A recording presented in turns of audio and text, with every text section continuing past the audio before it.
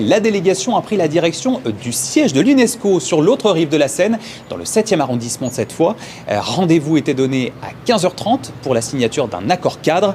En fait, en tant qu'État membre de l'UNESCO depuis 1949, 77 ans maintenant, la Principauté de Monaco soutient un certain nombre d'initiatives et apporte pour cela son financement à l'UNESCO.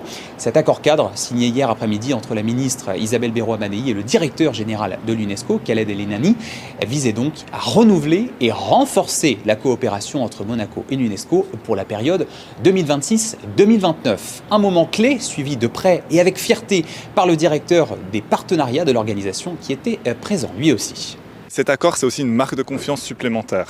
C'est un accord sur 4 ans, c'est un accord pluriannuel qui nous donne une prédictabilité avec un montant minimum garanti. C'est très important pour l'UNESCO de pouvoir planifier avec cette visibilité. Une ambition très large, mais qui contribue vraiment à des grands programmes de l'UNESCO et qui ajoute une valeur très importante pour nous. Après cette signature, s'en est suivie une réunion bilatérale d'une vingtaine de minutes qui a permis de détailler les sujets qui seront au cœur de la coopération entre la Principauté et l'UNESCO entre 2026 et 2029. Et ils sont nombreux.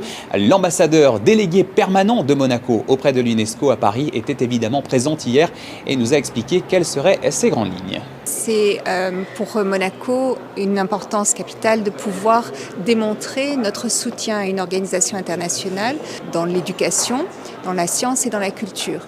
Alors ça se décline dans différents domaines, bien évidemment. Ça peut être des fonds d'urgence, ça peut être également des rapports qui sont annuels pour l'éducation, mais également des bourses pour des jeunes scientifiques. Donc la Principauté s'inscrit par son ADN même dans les mêmes missions que l'UNESCO.